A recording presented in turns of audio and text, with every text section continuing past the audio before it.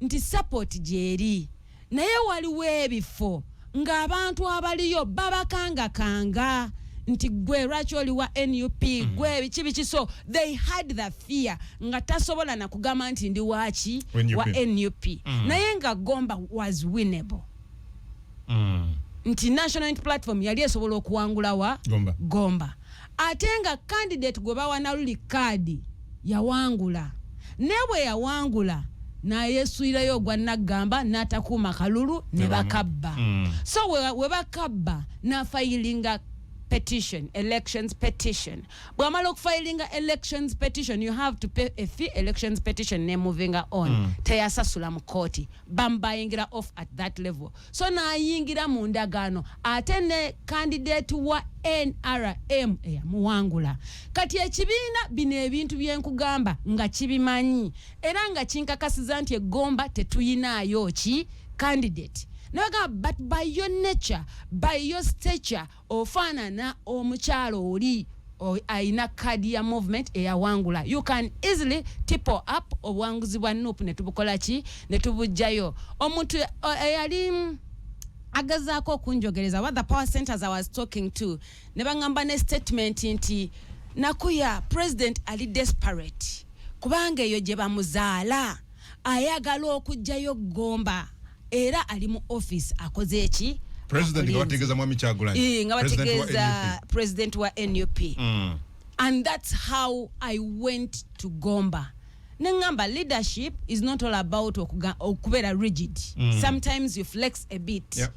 No gamba kale kasita fenna kye tunoonya nkyuka 1 2 fenna kye tunoonya representation kukiikirira abantu sinsonga okiikiridde ovaawa mwami kungu wotuuka mu parliament ziba nsonga za ggwanga yaddenga kyamagezi okusukkulumya ekitundu kyokola kyovaamu so that's how I went in Gomba nayinayo small roots in Gomba my father ali Gomba so nengamba let me go to Gomba. Mwami kungu omulimo gwe nakole Gomba paka nakati banagomba bakuba ku simu yaffe yange ne bangamba watukola otya and fortunately or unfortunately opponent wange gwe nali mvuganya naye ku kadi ya Gomba teyalabika nkoko ground nenga gujoli naye nga jendi very much nenjiteeka ku map and people knew and luckily enough ne negative wako mukyala Namulindwa Flavia Mugomba East ne tumuvinga Gomba yonna nga tubulira enjiri eyenkyuka and people got on board. President we yatuuka okwewandiisa fe twaleeta emikono egisoka mu bitaano eja president from Gomba nendeeta emikono egisukka mu 210 from those zones we bagamba nga temuli ba national unity platform just to confirm to them that we are doing something and we have consolidated the support. But unfortunately the party didn't see that. The party did not notice that. Maybe it acknowledged because at a certain point everyone was like nakuya Gomba omuzize engulu. This time Gomba tumuwangula. And I believe intibala bache nakole Gomba naye lwakubanga natebakiraba tuyina abantu singa bakuwa bendera no tuyina abantu mwami kungu abayina ebigendererwa ebitali ffe bye tulowooza. That's a very powerful statement, Honorable Aida. Nga bw'abeera mu bantu ayogera bali abantu kye baagala okuwulira naye nga kyakola kitta kiri abantu kye baagala okulaba. But I hope you know the weight of what you're saying. Absolutely. Bemwe bali mu national unity platform abakulembeze ng'omusajja omulaba apika people power but at the back of their mind tebategeeza people power. Explain that in relation to Gomba gye wali weesimbi. Explain that in relation to Gomba. Njagala nkulage nti ofunye ennaku yakukungidde abantu ofunye Namulindwa akukungidde abantu otuusa ogaba kaadi ogiwadde omuntu gw'omanyi gwe bagula edda nja kuwa ekyokulabirako mwami kungu olaba omupiira era ndi mwogezi wa Man U wali olabyeko coach wo ng'azanyisiza omuzannyi alina injury. What does it show singa olaba omuzannyi alina injury nga yali mu kisaawe jireka baya betinze nga ayagala bakuwangule kati otegedde kati ekyengezaako okugamba nti eno olaga abantu nti oyagala buwanguzi naye ate eno wansi byokola tebireeta buki buwanguzi ebikolwa biri contrary with the results, the desired results or the desired goal. Naye era babikola of course balina intentions, and those intentions at the right time abantu bajja kuba bazikola ki. But Mrs. Nakuya, mwaina process which you knew from the start na butya bwegenda okutambula. Exactly. 40 vetting, 60 ground. Yes. So you subjected yourself ku process eyo ng'osuubira ki? One, yes. I trusted the process because really? I knew. You trusted the process? I trusted the process kubanga nali manyi that I can do what the process requires. Nchidemu.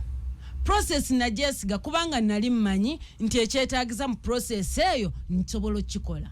Ekisooka genda ku ground. Nakuya mumme bummi muzindaalo. Naye kasita ogumukwasa ground ekyuka. Ngenda kyusa ground ya Kampala Central. Tujja Kampala Central. Ate banna Kampala bamanyi. Tujja Kampala Central. So, natuuka Gomba nenkyusa ground. Mwami Kungu ne tuva ku ground nze webanga baratinga ground energies zenazza ku ground vis-a-vis my opponent. I have a 59 out of 60. Only one you left. Jenalekera opponent wange. So if it's ground, my opponent yali mu kalulu ekisanje kiwedde. My opponent, and fortunately Muganda President Robert Kyagulanyi Sentamu, she's called Sentamu Betty. Mwanyina. Yeah, Mwanyina. So opponent wange yali mu kalulu luli omulundi ogwaggwa. But nga womanyi ebya weevu abantu balonda omuntu nga n'okumulabako tebamukoze eki tebamulabyeko, balonda omuntu nga tebamuwuliddeeko na biki byavaamu, bamala galonda. So that's what happened. Natuuka mu Gomba West ng'ebitundu ebisinga bangamba ffe tetumulabanga nako. Actually we bamuwa kadi bannagomba abamu bamugamba ffe twali tumanyi wabivaako. Nga babuuza nti Simolo Boda aliwa.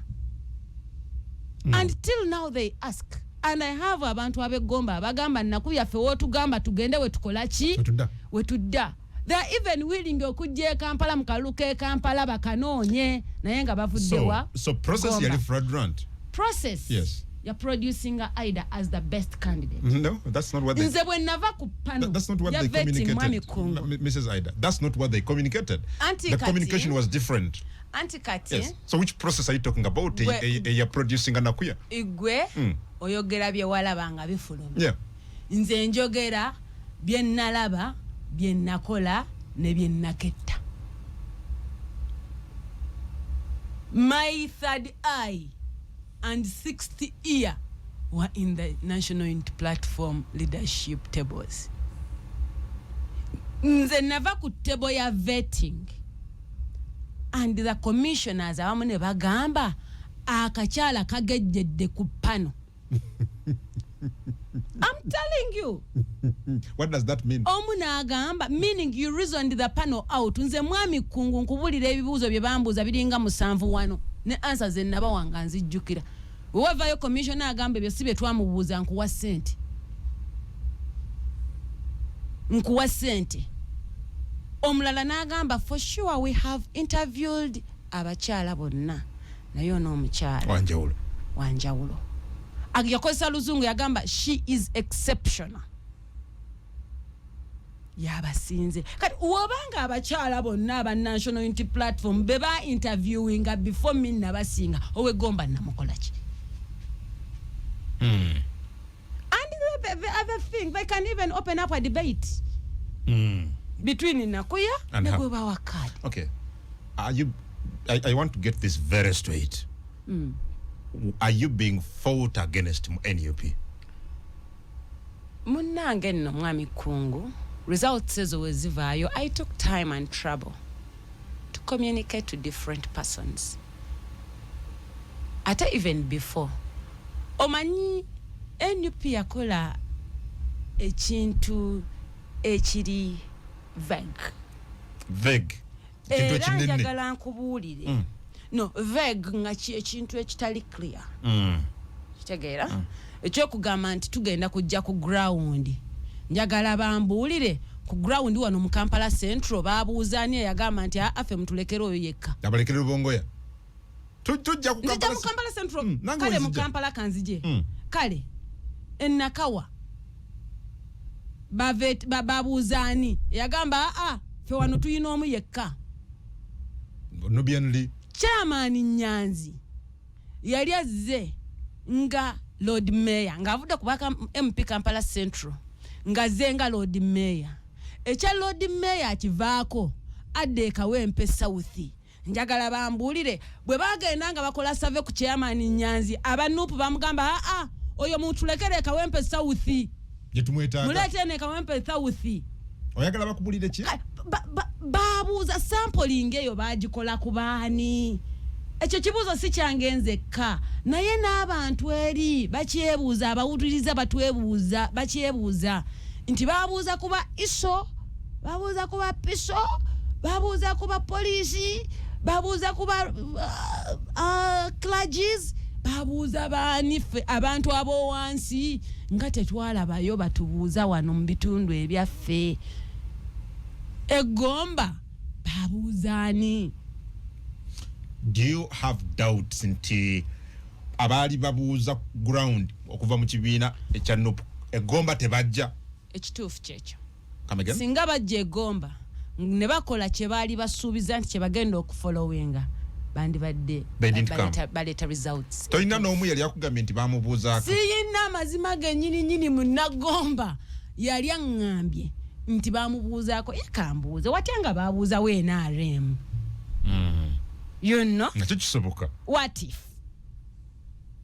however mwami kungu erinnya lya nnaku ya Aida lyafulumira ku list saalirabako unfortunately erinnya lya nnaku ya Aida liva ku list between saawa 2 paka saawa 4 kumacha ezekiro anti list yafuluma saawa 4 bya national unity platform bifuluma saawa 4 bya kiro naye wakati we saawa 2 ne saawa 4 paka saawa 4 I have my messages here but I don't want to disclose my people for their security and for the love I have for them because they loved me. Who took it off? Akamuleke sagala okay you know him or her so you know him or her. Do you have any personal vendetta with that person? I do not have actually. Little did I know that that person could even send oyo nakuya mugeza jatuwa obuzibu maaso eyo. So I was like bani abeetaaga okukolagana n'abantu abatayina machi wajibwa ku list lwa magezi go. Someone said, not one person told me, not two people told me that oyo nakuya mugezi ajafuka unruler tawanye maaso eyo. But I wonder abantu b'omu ggwanga Uganda beetaaga abantu b'amagezi kutuula mu Parliament kubateeseza. Banna Uganda, they need brains that can sit in Parliament and bring out issues. Buganda needs brains. Actually needs brains. Rwenzururu needs brains. Northern region needs brains. Not just candidates. Mwami kungu oba yagala ekyo okukitegeera obulungi genda ngo allocating aba candidates abali mu different regions vis-a-vis be bawadde ne be basudde. Because when we talk about these things, people think that we are becoming personal, but we are not becoming personal. Bawadde bani tosobola kukwata musambi ngali injured n'omuteeka mu kisaawe n'osubira obuwanguzi. And the other thing, tewali maama atamwana gwazadde okujjako omulabye mu national unity platform. Come again? There is no mother that kills their own daughter or son. N'ozaala omwana n'omuyonsa n'omulabirira n'omukuza n'olaba ku kaseera ke yanditandise ate okugasa n'omwetugira gwe mwana oyo mu NUP. No, I may not be that child, but I may still be that child. No, you are, because bakutuze according to you otugiddwa bakuleze bakuziza n'okusalako omutwe. Nze kati mu national unity platform ate oba nze ngenda kufuna category entuufu weneeteeka But when I talk about that, I'm looking at members of parliament who have performed right in parliament. Nenga basavinze yekisanja kimu. Like National Unity Platform negamba kati gwe twagaana. Joyce Bagala. The likes of Simbwa Fred Kagwa. Ababano genda bakolotya. Paul Nsubuga. Ani gwolese. Paul Nsubuga, look at the young boy. Na yene pressure, let me tell you, the pressure the National Unity Platform inserts on people before giving them cards. Emalokuta. Really? Emalokuta nkugambye era abakulu abamu bawulikikeyo nga bagamba lero kangende mbasaleko obulago. Kangende nkamalemu. To release cards ngokola statement bweto ngoli mukuru. Kangende banandaba. Kangende lero kangende baba. Kangende mbasaleko obulago bananvuma byabwe. Kangende mbatte. Kubanga omanyi pressure is too much, tension is too much. Mwami Kungu, I have dealt with over 10 women bleeding and crying. Nenge naku je bayina ya card. Nga tebannagibawa. They've put in their money on ground. They've put in their money to do everything. They've put in their money kuchitebe. They've put in their money nembakulu. Really? There was exchange of money? A lot. I do not want to say. No, you say them if they're facts. But they are real. There was a lot of exchange of money. Nze waliwo omuntu gwemmanyi twalina mu lukiiko nga tulinganga abakyaala musanvu. Naga me, I have done whatever it takes to get this ticket. Ono namuwa milioni 10. Ono nemuwa milioni 10. Ono nemuwa milioni weziti. Atoli ye muntu wange. Ngakola statement mu meeting, it's not inti aida ya byogera. Muntuwe. Ngakola statement mu meeting yeyo. Naga nze nkoze buli ekyetagiso okumpachi ticket ya National Unity Platform. Okay, let me intervene a little bit. Please. At least the good thing you've said, you've dealt with a number of women. Abamunga batesifyinga bikibe bayitamu okufuna ticket oba butazifuna. There has been rumor out there nti tewaliwo exchange ya sente kyokka. But also we hear that even some women traded their bodies okufuna ticket. I know you have interacted with a number of these people. Do you have any information? And do you think there is some truth allegations? No, not that there is some truth, but it's true. Me, I was trying to talk about some of these things. Wawo mkoto gwetwaliko nganjagala kubyogerako.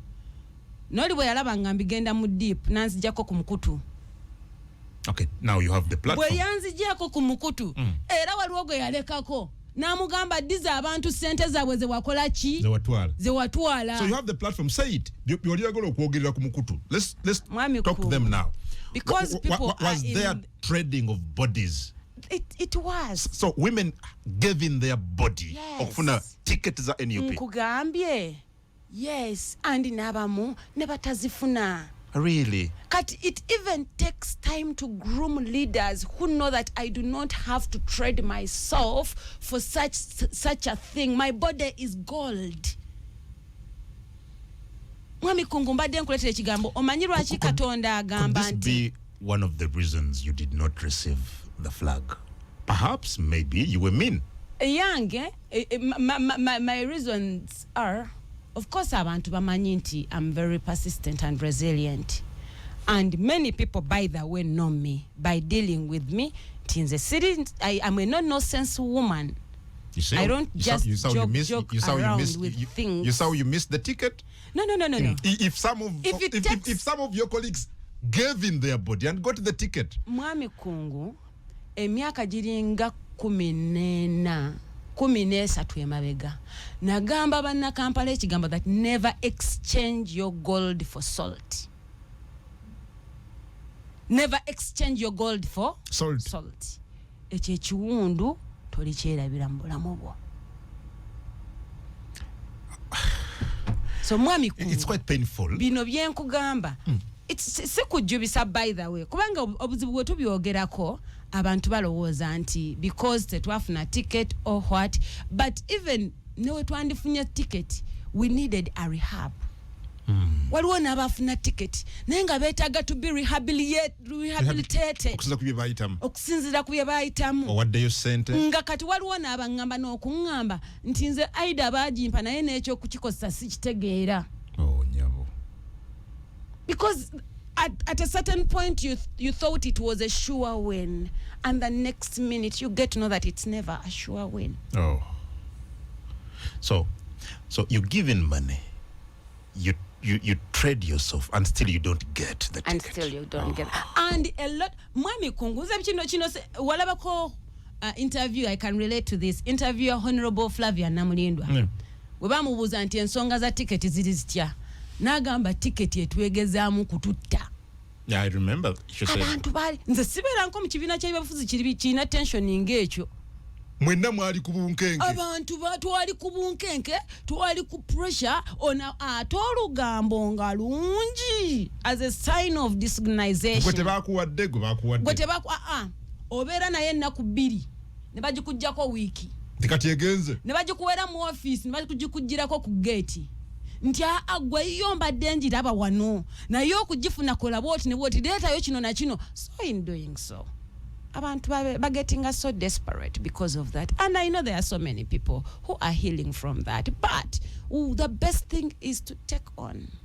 Mwami Kungu omanyi lwaki Katonda agamba nti touch not the anointed, kubanga atwala akadde kanene ng'azimba abaweereza be. Atakinga time okuzimbamu omuweereza we ekintu ekiyina okuyamba abantu abalala. Olwalero twetaaga ebibiina ebitakinga time okubuildinga abakulembeze abalala. Leadership is not all about creating followers and following.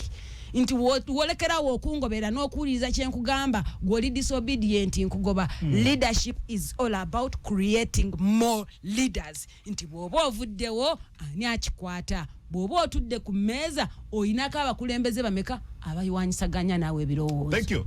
Njagala okumwebaza olw'ekyo ekintu. Nze personally he gets his phone n'ankubira. Honorable Mpuga. Nakuya, are you well? Yeah. Namugamba I'm okay. Nga kuchekingako just okufinding out emberere eyali ekututte ekiwalazima okomyewo obanedda. Nze I declared for my bid for Kampala Central nga simayina kumanya nti waliyo abantu abasobola okukula mu value, because woba mu kifo mwami Kungu, yeah, when you're not appreciated, when you're not valued, when you're used and dumped,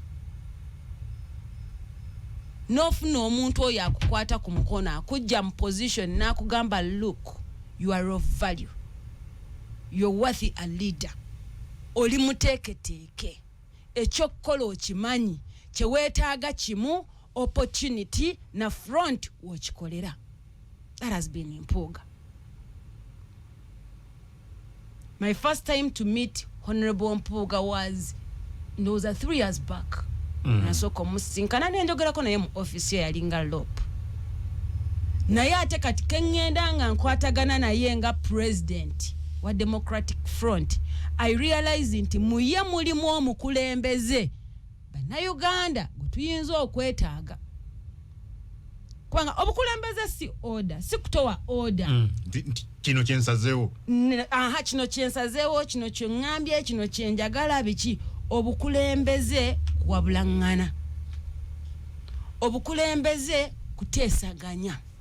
Obukulembeze kuleeta skills za njawulo ku table, n'oleeta eyiyo n'endeeta eyange, and we perfect ourselves for a better Uganda, for a better persons betuyina okuba. Obukulembeze si kusowangana buli kiseera. A leader recruits leaders. A leader does not recruit hooligans. Osanga omuntu nga amazima gennyini hooligan naye nga ali mu mikono emituufu n'atabeera hooligan. N'atereera.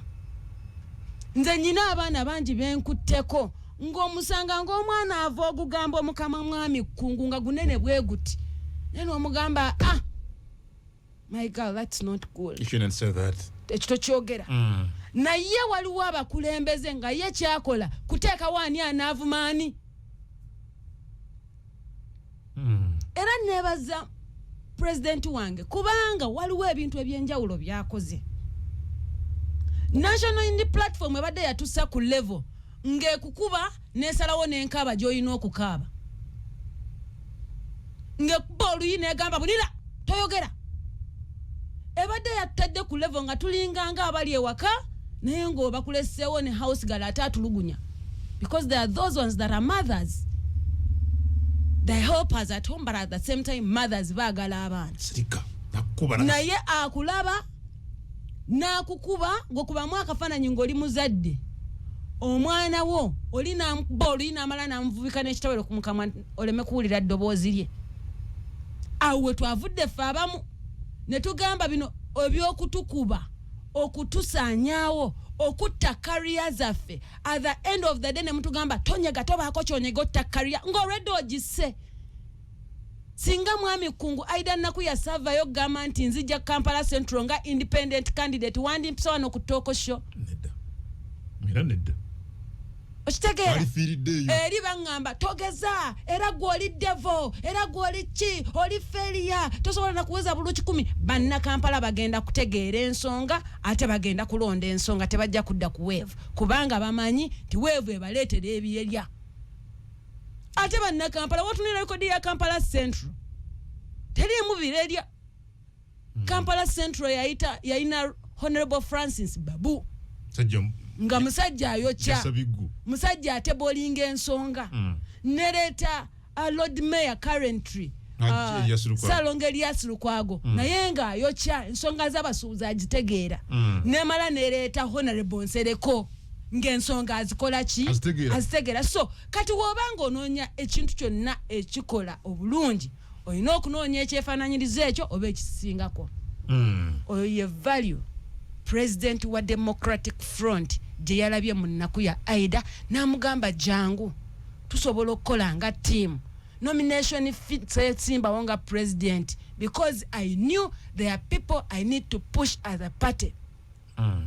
Nagamba the resources I was going to use jangu tumukusasulire because us going mu primaries ogende gomba mwami kungu it was a lot of money that was spent.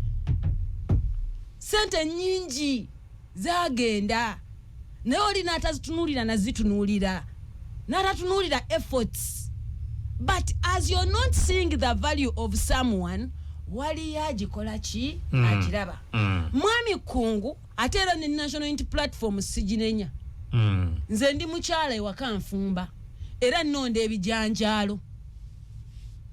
Bwe nnonda ebijanjaalo nzija mu buli kifu kyendabye ng'ekifu n'enkikola ki n'enkikasuka.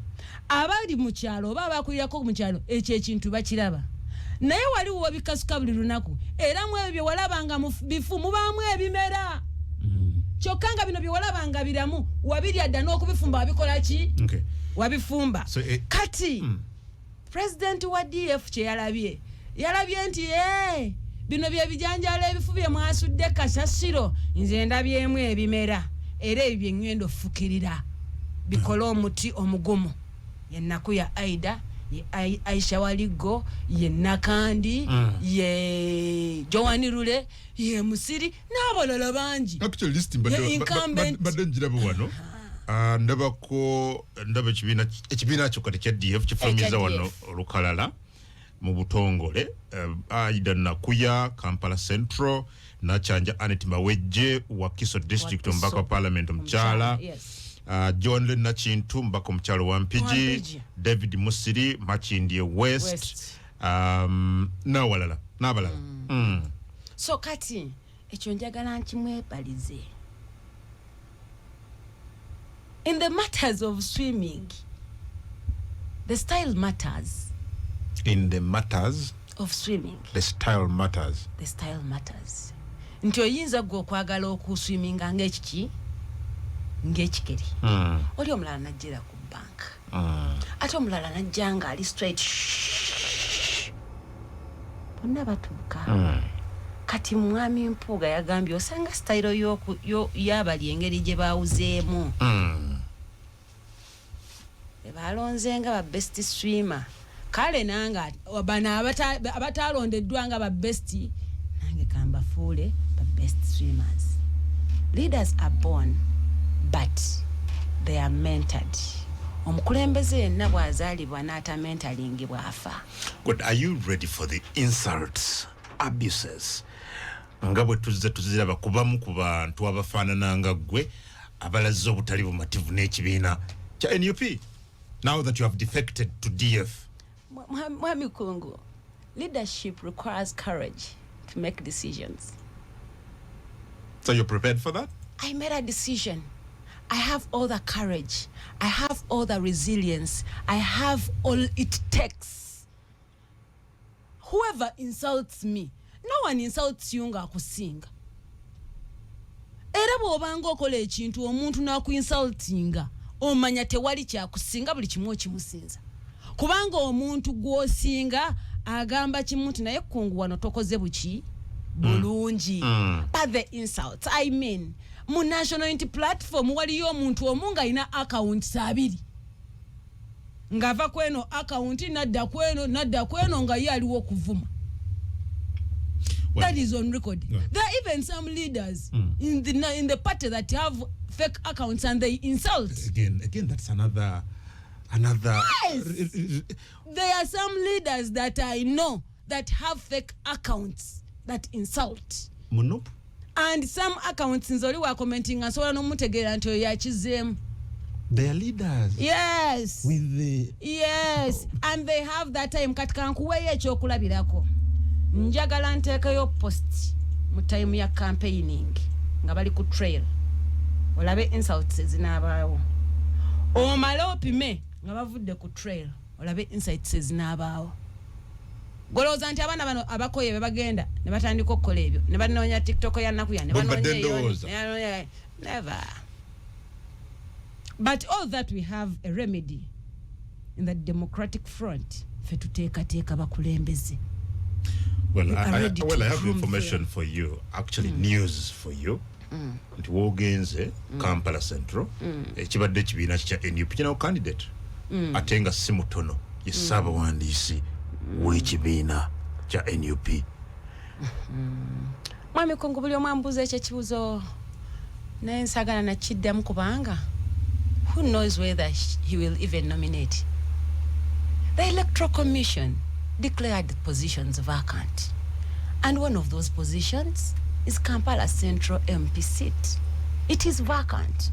The person who was occupying it is Honorable Nsereko, who is the incumbent. Eyagambye takola ki? Tadda. Era singa osanga Honorable Nsereko abadde mu race, Aida Nakuya teyandikoze eki? Teyandibadde mu race.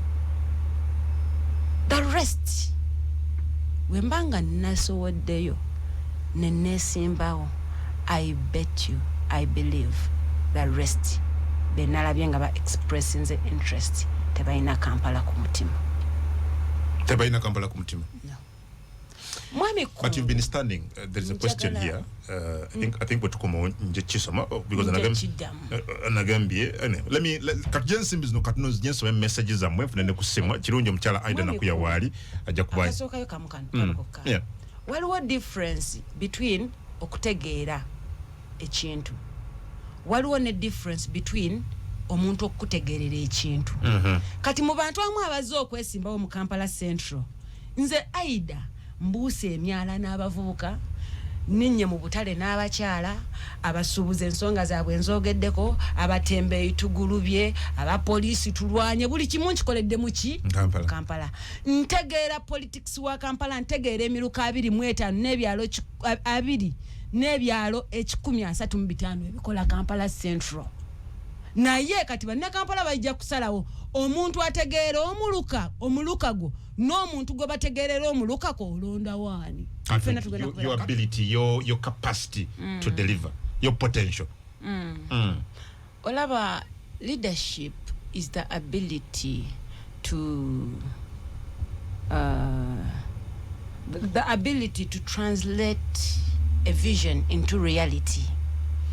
Most visions die at delivery and they don't reach the goal, but I still have that vision and I know one day it will come to pass. abantu tebalemwa kuntegeera, abantu bantegeera, naye abantu babuzaabuzibwa oba wabawuddiisibwa ku last minute. Okay. Nkiddemu. Abantu sinti tebategeera Aida, naye abantu bawuddiisibwa ku last minute. Kyekiri kye nakugambye nti abantu bangamba naku yoli muwala mulungi tukwagala, oli kansala, wali bulungi nnyo, naye obuzibu pate. Principal fe yatuwadde ono. Nenkikuleetera nti principal gwakuleetedde tateesayo kigambo na kiki na kimu. N'amala n'agenda like n'agenda in thin air. Abulawo. Because of the muyaga. So nga omuyaga ekintu kyonna ekizze n'omuyaga kiba kizibu nnyo okubaamu amakulu. Okay. Kiddemu. Omuyaga oguba guleeta ekintu gutera kuleeta bisusunku. Bigusobola okusitula. Bigusobola okusitula exactly. Era at the end of kizibu nnyo omuyaga okuleetera ebintu mu lujja nga bya zaabu. Era olunaku we lumala ng'obikuŋŋanya ng'obitwala ku kaki? Ku kasasiro. Kati omuyaga oguzze gubeerawo Aidas gwabadde yeetabamu. Kubanga alina byakkiririzaamu eby'amazima byalaba nga tebitambula nga birina kubeera. But this time round I believe bannayu Kampala kubanga balozezzaako ku muyaga gwe kireese bajja kuba bamanyi ekyokukola. Ate bakitegala nsooke n'omuntu aŋŋambye nti lwaki tazaate just independent n'asigala mu kibiina kye. Mu kibiina kya National Unity Platform ekimukulu ye nalabayo kyekiri kye nagambye okutiisa akuba oluyi n'asalawo oyina kukaaba otya.